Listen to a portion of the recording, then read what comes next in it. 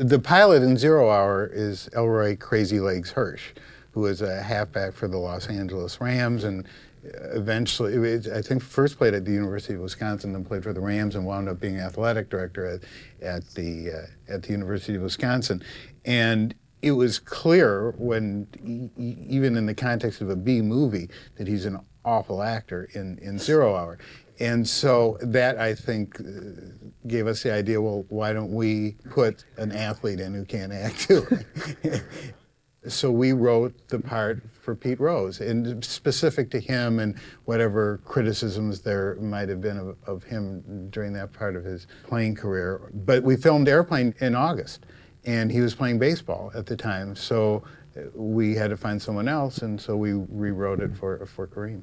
We went to Kareem's agent or manager, whoever was handling his stuff then, and we just sent him the script and said, we'd like to be in this movie, and it's this part, and it'll just be 3 days work or whatever it was. And his agent came back and he said he's interested and he'll do it, so we're very excited, but he wants, I guess we were offering him $30,000, and he said, but he wants $35,000 because he wants to buy an Oriental rug, and that's how much it costs.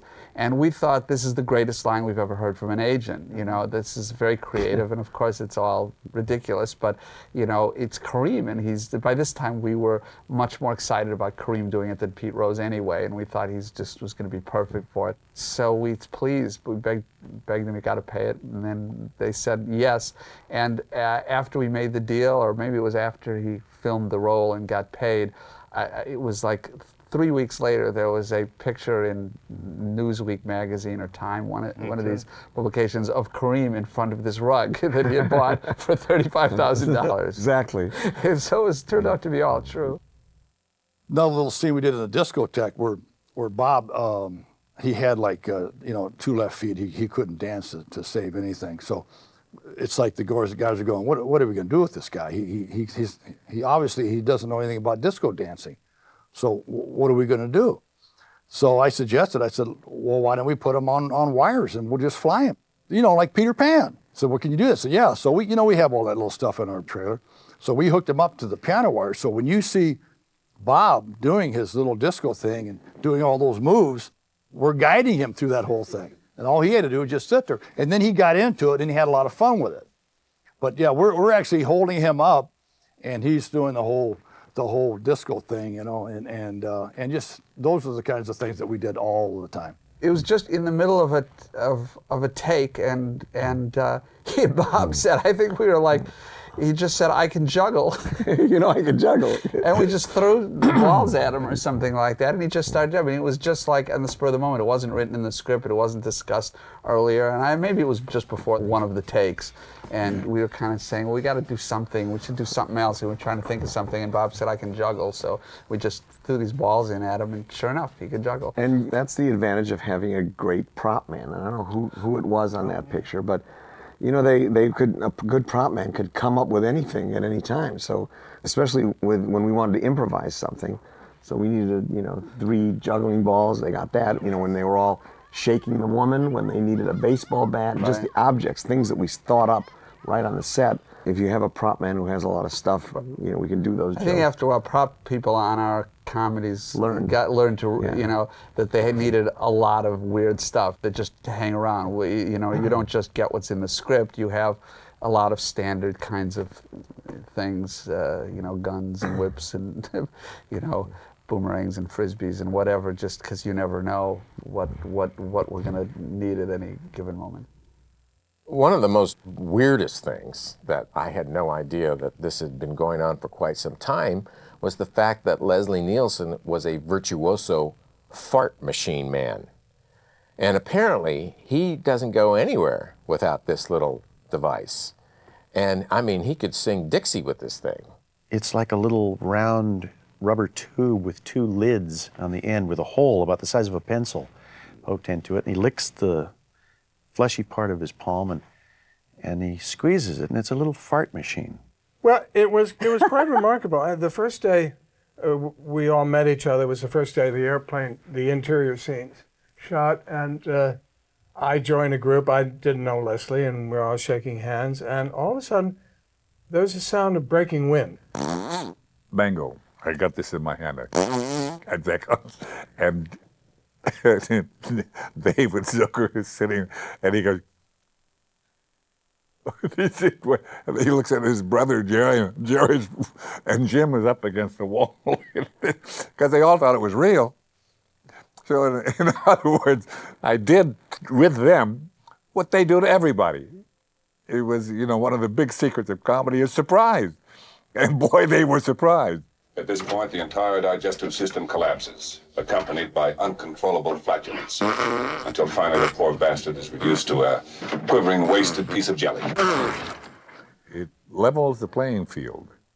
Depending on how people are coming up to you, or approaching or looking for you to participate with them, they may have a preconceived idea of what you were like. And when you detect that, they're not really talking to you. And they're trying to force you to behave the way they want you to behave because that's how they see you. And that's a safe spot for them. So, all you have to do is you say, well, I understand that. And they look, excuse me, and then it's over. The field is level. I remember when we started to talk to Elmer Bernstein about the score, we're trying to tell him that we wanted a B-movie score. We did not actually want like a really good score, but he got it. He Rose to the occasion. The first draft we probably wrote in 1974. Yeah. While we were doing our Kentucky Fried Theater on Pico. And the way we used to get material for the theater is we would leave a video recorder on all night long. To try to get the commercials so we could do spoofs. Because that's when they do the stupidest commercials and the cheapest commercials. And so one morning we're looking at this, what we got the night before, and there weren't very many good commercials to work with, but there was this airplane movie, the disaster film, which was 0 Hour from 1957, starring Dana Andrews, Linda Darnell, and Sterling Hayden. Written by Arthur Haley. Right. Yeah, who did all the airport movies. So we started to get into, we said, well, we could do a parody of this and see what happens. So we started to write a movie we called it The Late Show. Because the idea was still to put all our commercial gags and just tie it together with some movie in between. So the idea of the movie was going to be basically you were going to watch all these commercial spoofs, but then we'd go to the actual movie for a couple of minutes and then back to commercials. And the first guy we brought that script to was Lloyd Schwartz. And he liked it, but he said this airplane story seems to be funnier and more interesting than your commercial spoofs. Cut out the commercials and just do the story. So that's what we did, huh? So we thought that seemed like a good idea. Yeah. And then wrote the first draft, which had about 20 of the good jokes from the final version and a lot of talking. We called up Paramount to say, I'm sorry, we're going to make the movie at Avco. And we talked to Jeffrey Katzenberg. And the express intent of the conversation was to say, sorry, we're going to go somewhere else. And the conversation was 3 minutes long, and at the end of it, we were making the movie at Paramount. Jeffrey was very persuasive. He's brilliant. There was a move afoot at the studio during that time. They said, fine, you can have Lloyd Bridges and Robert Stack and Leslie Nielsen and Peter Graves, but they wanted to fill it with cameos, comedy cameos, which we didn't really want to do. And basically we would be calling at agents and have the people who Howard Koch and others would just tell agents, oh, this is going to be a crappy film. You don't want your client in this. And I think Paramount wanted Barry Manilow to be the guy to fly down the plane. There were a lot of suggestions at one time. Because he lived next door to Michael Eisner. And Howard Koch gave some great advice when they said Barry Manilow. Howard Koch said, "Don't worry about things; it'll go away." Yeah. Remember Bruce Jenner came in to read a couple of times. Oh yeah. And we screen tested David Letterman. Oh yeah, that's right. For this part. And then later showed the screen test on the David Letterman show. But then there was a whole fight to get to be able to put 3 directors on the credits. Yes. Oh gosh. When they insist the Directors Guild was prohibiting us from one man, one film. It's left over from the Capra days, and they actually voted us down, and then we went back again a second time. Jerry legally changed his name to Abraham's middle initial and last name Zucker's and joined the DGA, and they issued a card. You still have the card? No, and I just, it kills me that I don't have that anymore, because I actually had a card that said Abraham's and Zucker's. And so we were going to direct it under that name, yeah. Under the name of the And when they found out about it, Abrams and of course, Zucker. the card was just churned out by the bureaucrats. Yeah. And when Elliot Silverman found out about it, it was the... But I don't think there's anything they could have done, because I legally went and changed my name to Right, that. they would have had to, yeah. But in the end, it was the guy who's the second vote was a tie, and Gil Cates was, I think, vice president and voted in case of a tie, and he voted in our favor. That's why each And- time in the the Directors Guild elections, I always vote for Gil Cates. Whatever he, Yes, whatever Gil he's Cates is running for, he gets my vote. He was our hero, yeah. I think Arthur Hiller helped out too. Yeah, he was sympathetic. And Warren Beatty signed our application. And I think, Howard to- made a real impassioned Yeah. Speech. Well, Howard was great. Was the biggest supporter. I don't think we would have ever gotten through the studio system, the four of us, without Howard. The other great piece of advice from Howard Koch was buy a tuxedo. Yeah. Because over the years, you're going to rent one so frequently, so just buy one now. We used to run old movies all the time and just take serious lines and scenes and moments.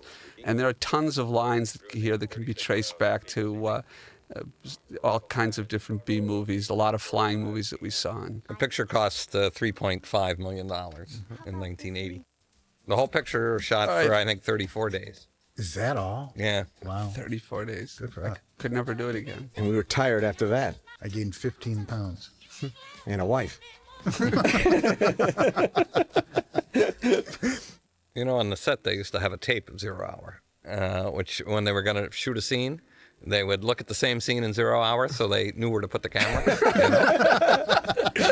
we knew this was the only movie we could direct. You know, It's a great first movie. It's like a movie with training reels for directors. Yeah, basically, you had people sitting in rows of seats, fixed rows. So Facing forward. Wasn't a lot of movement. In fact, the first time we showed the rough cut, we went to Eisner's house and showed it to him at his house. I guess that was the tradition at Paramount during those days. And we were that sitting was the in- tradition with movies under $4 million. He used them to show to his We kids. can't actually afford a theater, but you could hear his sons or his son or something laughing from the kids were in the booth Yeah, so that's what we knew. Yeah. At least they And I release remember it. that we said after this screening, said how much he liked it, and we said, you should really see about working at Disney. This Paramount Be thing good is for going to you. last long. But he was always our biggest supporter and really the only one who saw the potential in the script. The screening process of this picture was such that we would go to different universities Right. and run the picture, and every time people didn't laugh at a joke, we would take it out. So the picture got consequently cut down to about 78 minutes before we added the credits back. Remember Ethel Merman's one request that she bring her own hairdresser with her? And we were surprised. This was the result. Thank God. She was so, and we were She was so very sweet, delighted to yeah. have her. She was such a delight. She was the sweetest lady. She was wonderful. Yeah. Originally, we were going to have Helen Reddy do it. And 'cause sing it was the song. satire on the Universal movies. But She played the Universal, part in the airport movies. Universal threatened to sue. Yeah, remember we tried to get George Kennedy, and he didn't want to he didn't rock because- the Universal boat either. Yeah. Universal was the enemy then. And they are once again. This song here was written by Peter Yarrow. Peter Yarrow of Peter, Paul, and Mary. We were on a And- show, Razzle Dazzle Rock and Roll. Yeah, and he When he appeared. we had to pay for the rights and everything, and he sold the rights, and then he saw the movie and he saw how we had used this wonderful song. He sort of thought it was a sacrilege. He was appalled. really mad at us. He's well, not necessarily at us. He was just angry that he had given up the rights. That he had sold his song because be he had used written in this such for a- a friend's Oh. wedding, Oh. and it was a very touching, Personal, heartfelt thing. emotional song for him. And it ended up in this piece of crap. you know? Yeah, we used it in a sordid way. Yeah. See, I had always taken that personally.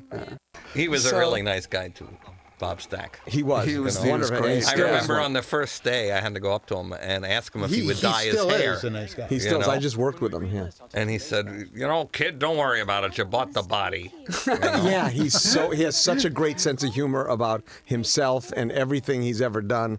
He's sort of. I remember the first. He was the one who got the He really joke. understood He really understood it too, because one of the first rehearsals were first read-throughs. Lloyd Bridges had a lot of questions. Lloyd was a great guy too, but had a lot of questions about this script. And he said, "Now, why would my character say this? And why would my?" And He was actually trying to make sense out of his dialogue. Yeah, and Stack just laughs, and he said, "Lloyd, there's a watermelon, hitting the desk behind us, and a spear flying into the wall." He said, "Just talk. Nobody's paying attention to us."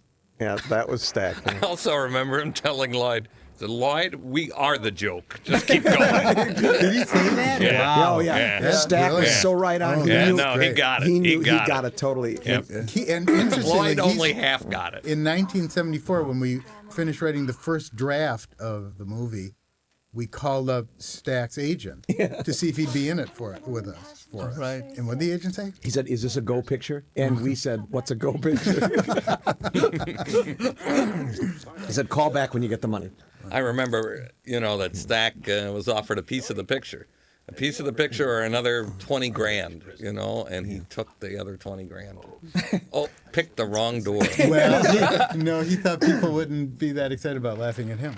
I remember Leslie Nielsen too at the first rehearsal was not quite did not quite have the cadence or get exactly what we were doing, and we had we sent him home with a tape of The guy from Zero Hour, yeah. and there was a doctor on the plane in 0 Hour, which and just explain tried to explain to him what we were doing, the style, and as soon as he saw that, he took that home one night, watched it, and he got exactly what we were doing. And from then on, he was just a fish in water with all this kind of comedy. Most of these guys were not the first choice. We went to, I think we tried Ephraim Zimbalist for some things, Jack Webb. We had a meeting with Jack We Webb. always go to No, Charlton actually, Heston. when we wrote the script, we were thinking of one of those TV doctors, not Ben Casey. Yeah, Ben Casey, whoever that was. Vince Edwards. Vince Edwards. And we met with him, I think. Yep. I think, but he turned it. He decided to do a TV movie instead. Oh, Yeah, Wow. that's right. Yeah. And didn't somebody turn some guys turned it down, saying, "I don't like their movies." Like they hated Kentucky Fried Movie. Didn't the guy Jack Lord maybe? Well, you could or hardly one of the- blame him. That to their credit. That's exactly And the other That guy was who our was on oeuvre. the guy who was on Rat Patrol or something. He was like, said, I will never appear in one of their movies." The premiere, Michael Eisner insisted on having the premiere at Paramount Studios. He didn't want to leave the studio for the premiere, so that's where we had it. On plane hiring those cars, Yeah, and they actually put the reels up out of order. And it was interesting.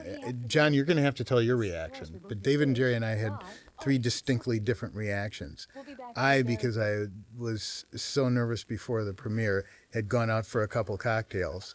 so all of a sudden, reel 5 comes up, and I start thinking, gosh, this really steps along. We were worried about a pacing problem, but, look at it, it's really moving along.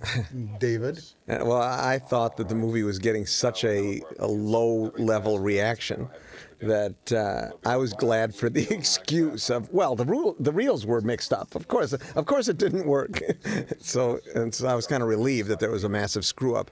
And I ran back to the booth and screamed at the projectionist like George C. Scott in Hardcore, "Take it off, take it off." And the projection actually said to you, no, these are the right. No, These are right. No, I said, it's the wrong reel. It's the wrong reel. And it was just at the shit hitting the fan. He had put up that reel too soon. And it began with the shit hitting the fan. So he took it off, and then he said, oh yes, and he found, and so we're sitting there waiting for 5 minutes, for the next reel. They had to stop the movie and put up the house lights and rethread the projector. And so that's our There's mother. Mom, That's, yes. The famous, everybody remembers that. So he put up the right thing, but then when they got the movie started again, that reel was done, he he put up the next reel, which started with shit hitting the fan. So everybody would come. People came up and said, "Yeah, I think it was too much to having shit hit the fan twice." This picture actually opened in Toronto and Buffalo. Was where it first opened on a Friday, and it just didn't do any business at all in Buffalo. And then the following Wednesday, it opened in the rest of the country, and did quite well. Did it return didn't even to know Buffalo? that. Yeah. If we had No, it known opened that. in Buffalo. I looked at the numbers. It's like nobody went, you know. Well, I remember in St. Louis, the trailer was really good. And in St. Louis, there were two theaters, one where it opened gangbusters and one where it didn't do any business. And they attributed it to in one theater they had played the trailer. Because that's before they did all this TV advertising and stuff. And the free dishes. Yeah. Yeah. I remember you guys were kind of worried about how Steve Zucker was going to play in the style of the picture. So that many scenes were shot sort of so he could be eliminated from. Yeah, but actually, in the first time we previewed it, which was on the Paramount lot, it was right after we had shown the picture to Eisner at his house, and his kids loved it. And Eisner, his first reaction, well, he loved it, and he said, "Where did we shoot this? What was the budget?" He appeared not to really know the details of, and then you explained it. Well, we shot it for $3 million at Culver City Studios, blah, blah, blah. When are we going to release this? And Katzenberg tried to tell him when, I guess. And he says, well, what are you going to do now? He said, well, we want to cut the picture now. We have to recut it. He says, don't touch it. Don't do anything. It's perfect. And so he said, well, we've got to try it out, put it out in front of some test audiences. And so he said, well, you can't do that. We can't do that until the executives have seen it. And that's when we had that. They arranged that screening for like 20 or 30 of the Paramount executives, but we felt that would be a dead screening, so we had them recruit audiences. But the recruiter, just brought people off of Melrose Avenue who were in line to see Happy Days and Laverne and Shirley. And I don't think a lot of them, Spoke English. Spoke English, yeah. And so the picture, just the first half was like low, sparse laughs, and the second half was no laughs except for Zucker. He saved the second half, and so it really appeared that just the picture just flopped. And I remember Don Simpson and Craig Baumgarten leaving the theater. They were Paramount executives. Paramount executives. Yeah, two funny guys. And they looked at me and they said, well, that was interesting. And so we just thought the picture it just flopped. And but I remember Katzenberg kind of scraping us off the cement outside, saying, "Listen, you guys are going to get to work on it. You can cut it. You can continue to cut it. It's going to be great. Don't worry about this. It's just one audience and blah blah blah." So the next day, I think we listened to the tape which we made. We recorded and it. Indeed, it did have laughs. They were just too far apart. Tape of the audience reaction. Yeah, tape of the audience. So we just realized we had to continue to cut it. I think we realized that releasing the movie at 3 hours in length was It was probably the wrong excessive. idea. Yeah. The intermission was funny, though. This would be the first 3-hour comedy. So then the next one, we recut it and took it to UC Davis. And that was our first official preview. How'd that go? It was great. That was great, yeah. You should have been there. Yeah, I should. But we recorded on audio tape the screenings, and then they would take this tape back into the cutting room, and they would actually cut the picture to the audio tape of the screening. And in case you wonder why some of it is so choppy. or in case you thought we were artists. We just cared about where the laughs were. Anyway, the two misconceptions are that we do a lot of improv and just come up with stuff on the set, and the other is that we're stoned when we write it, neither of which is true. When I came in it, and the picture was called Kentucky Fried Airplane. Really? Yeah. This whole picture was shot on one soundstage. Every set was crammed into one sort of medium-sized stage at Culver Studios. And they didn't know we were there, off the lot. That's right. Do you know when we originally started working at Culver Studios? You can cut this out too. It was run by these people that really didn't want to get paid. What they really wanted was drugs. And so, if you gave them drugs, you could use their studio for whatever you wanted. And Too bad we never saved that automatic pilot, or it just finally Otto. disintegrated, didn't it? Is that what happened? I think so. It was in Jerry's garage for What a long happens time. to cheap vinyl? Yeah. Yeah. This is the first thing we shot on the first day. That shot Yeah. of Leslie walking out and saying, "Don't call me Shirley." And that's when they got what the movie was That's about. yeah, because Paramount didn't really understand the movie until then. This was Charlie Bluedorn's favorite scene. And Charlie Bluedorn was He was the head of Gulf and Western at the time. He owned the studio, along with about 20 other companies. And sugar plantations. Yeah. They said that Charlie Bluedorn used to make more money just on the phone trading sugar futures than all of Paramount. We were in Deauville, I think, doing press after the movie opened, and I think at that time Paramount wanted to sign. I guess they had neglected to make a multi-picture deal with us, so they wanted to sign us up for another picture, and I think we were kind of holding out for a little more money, and so we went out to lunch in Deauville with Barry Diller, Michael Eisner. I think Katzenberg was there, and Bluedorn, and they brought us in to meet Bluedorn. Henry Kissinger was on. Yeah. And that's where we met Charlie. No, I think when we met him, we said we wanted to. He said, "Well, why haven't you signed up yet for another picture?" And I think we said immediately, "Well, we just don't want to deal with these middlemen," referring to Eisner and Diller. We want to go right to the top. And he laughed. He thought that was great. And then we sat down and had lunch, and he told us he was giving us this whole speech about loyalty, how we should be loyal to the studio that brung us, I guess, and told us it was about who was the guy at MGM who was convicted of Beagleman. He told a story about David Beagleman, how he was disloyal. Picture opened up in the 4th of July weekend in 700 theaters, which was a lot of theaters. Was for it really 1980. July 4th weekend? Yeah, it was July. It opened July 2nd. in just 700 theaters. That was a lot of theaters. In those days. And it broke the house record at the Bruin. In fact, in the first 2 days of the picture actually covered the cost of making the picture. The first first days of exhibition.